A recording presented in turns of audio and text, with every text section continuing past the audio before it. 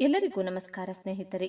ಜ್ಯೋತಿಷ್ಯ ಶಾಸ್ತ್ರದ ಪ್ರಕಾರ ಮೇ ತಿಂಗಳಲ್ಲಿ ವೃಷಭ ರಾಶಿಯವರಿಗೆ ಹೇಗಿರಲಿದೆ, ವೃಷಭ ರಾಶಿ ಮೇಲೆ ಗ್ರಹಗಳ ಪ್ರಭಾವ ಹೇಗಿರಲಿದೆ, ಉದ್ಯೋಗ, ವ್ಯಾಪಾರ, ಕುಟುಂಬ, ಆರೋಗ್ಯದಲ್ಲಿ ಏನೆಲ್ಲ ಬದಲಾವಣೆಯಾಗಲಿದೆ, ಯಾವುದರಲ್ಲಿ ಶುಭ, ಯಾವ ವಿಷಯದಲ್ಲಿ ಎಚ್ಚರಿಕೆ ವಹಿಸಬೇಕು, ವೃಷಭ ರಾಶಿಯವರ ವೃತ್ತಿ ಜೀವನ, ಹಣಕಾಸಿನ ಸ್ಥಿತಿಯ ಮೇಲೆ ಹೇಗಿರಲಿದೆ ಎಂಬುದರ ಸಂಪೂರ್ಣ ಮಾಹಿತಿ ನೋಡೋಣ ಬನ್ನಿ.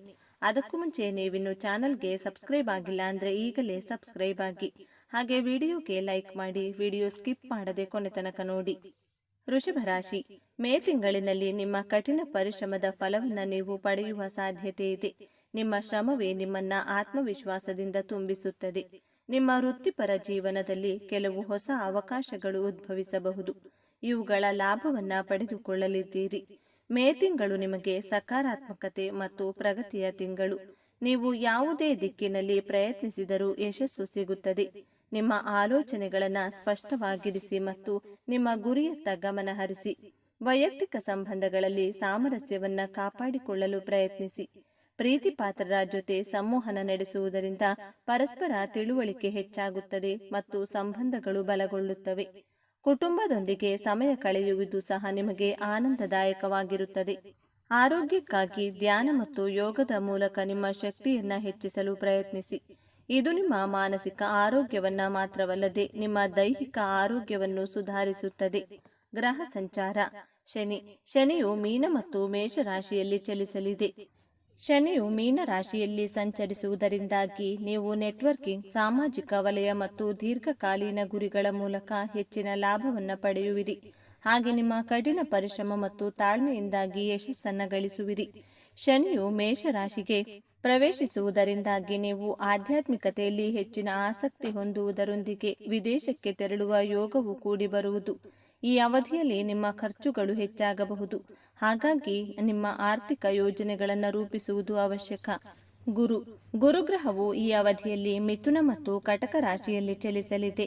ಗುರು ಮಿಥುನ ರಾಶಿಯಲ್ಲಿ ಸಂಚಾರ ಮಾಡುವುದರಿಂದಾಗಿ ನೀವು ಆರ್ಥಿಕವಾಗಿ ಹೆಚ್ಚಿನ ಲಾಭವನ್ನು ಗಳಿಸುವುದರೊಂದಿಗೆ ನಿಮ್ಮ ಸಂವಹನ ಕೌಶಲ್ಯವು ಹೆಚ್ಚಾಗುವುದು ಮತ್ತು ಮನೆಯಲ್ಲಿ ಸಂತೋಷ ನೆಲೆಸಲಿದೆ.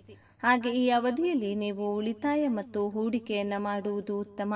ಈ ಅವಧಿಯಲ್ಲಿ ನೀವು ಅಲ್ಪ ದೂರ ಪ್ರಯಾಣಿಸುವುದು ಮತ್ತು ಹೊಸ ಕೌಶಲ್ಯಗಳನ್ನು ಕಲಿಯುವುದು ಒಳ್ಳೆಯದು.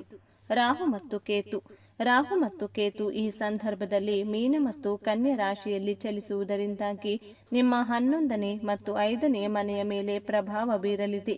ರಾಹುವಿನ ಸಂಚಾರವು ಮೀನ ರಾಶಿಯಲ್ಲಿ ಸಂಭವಿಸುವುದರಿಂದಾಗಿ ನೀವು ಸಾಮಾಜಿಕ ಜೀವನದಲ್ಲಿ ಹೆಚ್ಚಿನ ಲಾಭವನ್ನ ಪಡೆಯುವುದರೊಂದಿಗೆ ನೀವು ಅಂದುಕೊಳ್ಳದೇ ಇರುವಂತಹ ಮಾರ್ಗಗಳಿಂದ ಉತ್ತಮ ಅವಕಾಶಗಳು ಲಭಿಸುವುದು. ಆದರೆ ನಿಮ್ಮ ಸ್ವಭಾವದ ಬಗ್ಗೆ ನೀವು ಸ್ವಲ್ಪ ಎಚ್ಚರಿಕೆಯಿಂದ ಇರುವುದು ಉತ್ತಮ.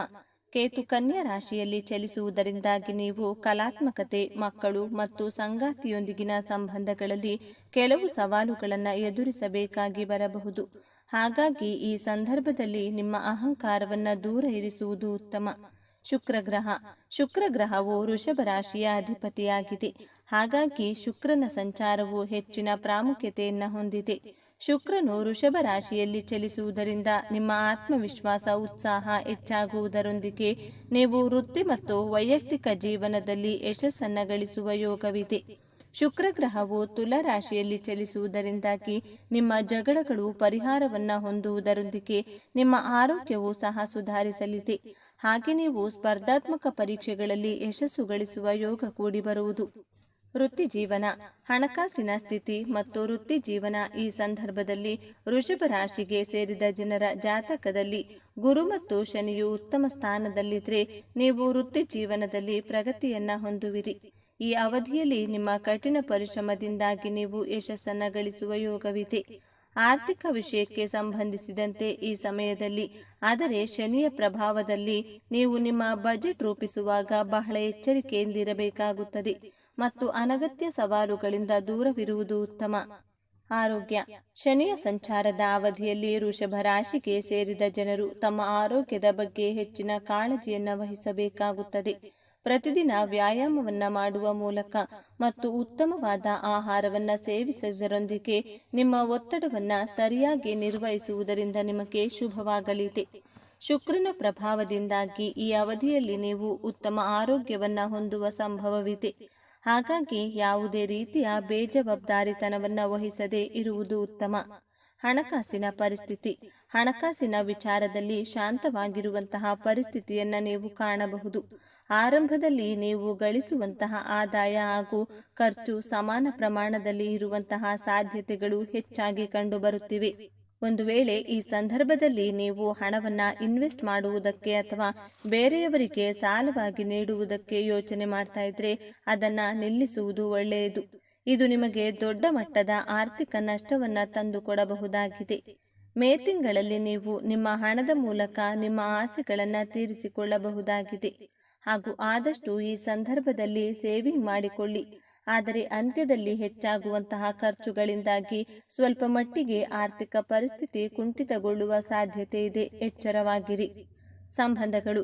ವೃಷಭ ರಾಶಿಗೆ ಸೇರಿದ ಜನರು ಈ ಸಂದರ್ಭದಲ್ಲಿ ತಮ್ಮ ಸಂಬಂಧಗಳಲ್ಲಿ ಸಾಕಷ್ಟು ಏರಿಳಿತವನ್ನು ರಾಹು ಮತ್ತು ಕೇತುವಿನ ಪ್ರಭಾವದಿಂದಾಗಿ ಹೊಂದಬೇಕಾಗುತ್ತದೆ. ಆದ್ದರಿಂದ ನಿಮ್ಮ ಸಂವಹನ ಕೌಶಲ್ಯ ಮತ್ತು ಪರಸ್ಪರರನ್ನು ಸರಿಯಾಗಿ ಅರ್ಥ ಮಾಡಿಕೊಳ್ಳುವುದರಿಂದ ಉತ್ತಮ ಸಂಬಂಧವನ್ನು ಹೊಂದಬಹುದು.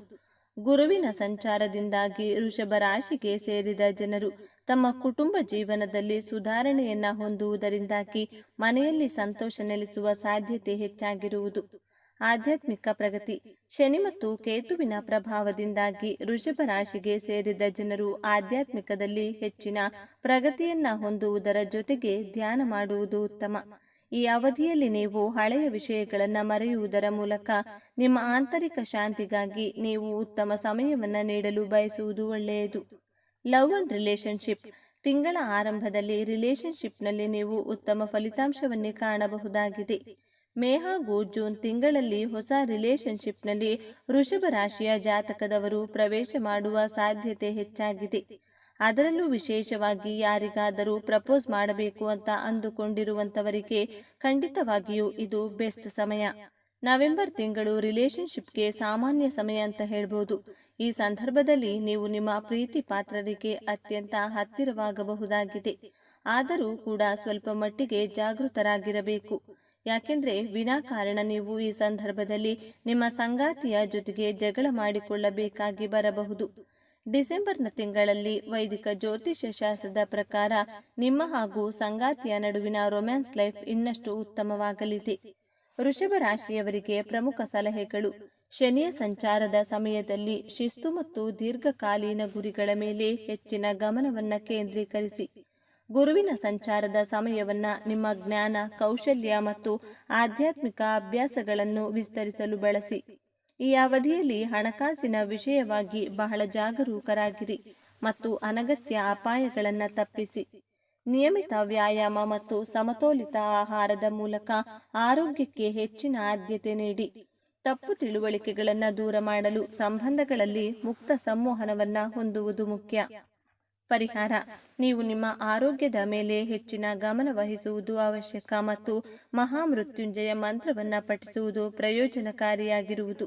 ನಿಮಗೆ ಅದನ್ನು ಸರಿಯಾಗಿ ಉಚ್ಚರಿಸಲು ಸಾಧ್ಯವಾಗದಿದ್ದರೆ ನೀವು ಯಂತ್ರವನ್ನು ನಿಮ್ಮ ಮನೆಗೆ ತರಬಹುದು ಮತ್ತು ನಿಮ್ಮ ಸಾಮರ್ಥ್ಯಕ್ಕನುಗುಣವಾಗಿ ಅದನ್ನು ಪೂಜಿಸಬಹುದು. ನೀವು ಜೀವನದಲ್ಲಿ ಸಮಸ್ಯೆಗಳನ್ನು ಎದುರಿಸುತ್ತಿದ್ದರೆ ನಿಯಮಿತವಾಗಿ ಶಿವ ದೇವಾಲಯಕ್ಕೆ ಭೇಟಿ ನೀಡುವುದು ಒಳ್ಳೆಯದು. ಇದು ನಿಮಗೆ ತೊಂದರೆಗಳಿಂದ ಸ್ವಲ್ಪ ಪರಿಹಾರವನ್ನು ನೀಡುತ್ತದೆ. ಈ ಅವಧಿಯಲ್ಲಿ ಮಹಾಲಕ್ಷ್ಮಿ ದೇವಿಯನ್ನ ಪೂಜಿಸಿ ಮತ್ತು ಶ್ರೀ ಸೂಕ್ತಂ ಪಠಿಸಿ. ಈ ಸಮಯದಲ್ಲಿ ದತ್ತಾತ್ರೇಯ ಆರಾಧನೆಯನ್ನ ಮಾಡಬೇಕಾದದ್ದು ಅತ್ಯುತ್ತಮ ಪರಿಹಾರಗಳಲ್ಲಿ ಒಂದಾಗಿದೆ. ಧರಿಸಬೇಕಾದ ರುದ್ರಾಕ್ಷ 9 ಮುಖಿ ರುದ್ರಾಕ್ಷಿಯನ್ನ ಧರಿಸಿ.